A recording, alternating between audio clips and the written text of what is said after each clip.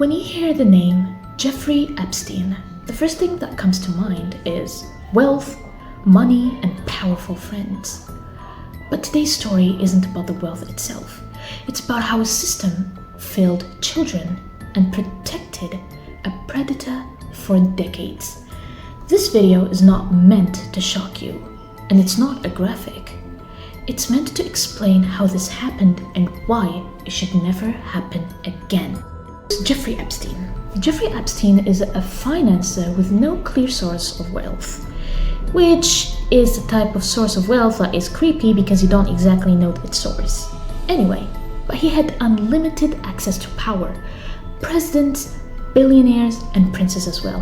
His world was basically a world of the elite, but behind closed doors, Jeffrey Epstein ran one different type of project, one that is associated to the world of darkness, abuse and exploiting of underage girls.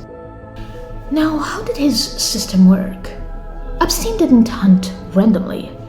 He had a specific system that he went through. He targeted certain types of girls, those with difficult background, financial hardship, unstable homes, and emotional vulnerability.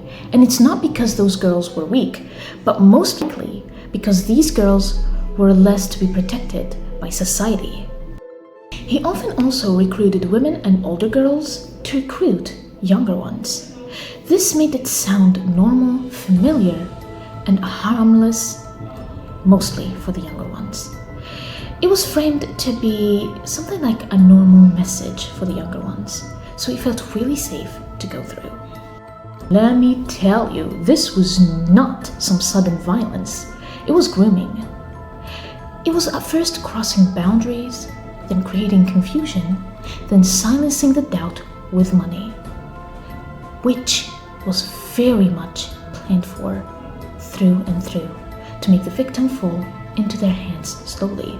Sometimes these victims were also asked to bring in other victims, mostly forced, and that's how a world of victims fell into the hands of Epstein and his system. What made this whole story confusing isn't what was happening exactly alone, but how Jeffrey Epstein was really protected for decades. As we all know, Jeffrey Epstein has been sentenced to prison multiple times for the same crimes that he's doing, and somehow he ended up coming out or had a light sentence. It's because power protected him. While justice was moving slower, power moved way faster. This story is not really a new one. We've heard about the Epstein files years ago, and many times. But what made it this time special is the files that has been released. These files created more questions than answering them. And because of them, there were many elites involved with him, including presidents and world presidents and princes involved in the matter. Now, what truly makes me scared isn't the fact that Epstein is a really world criminal, but how this world is run by power that is unfortunately involved in a world of criminals. These were involved in the Epstein files. I'm just really thankful that my country had no hand in it and was not mentioned in the Epstein files.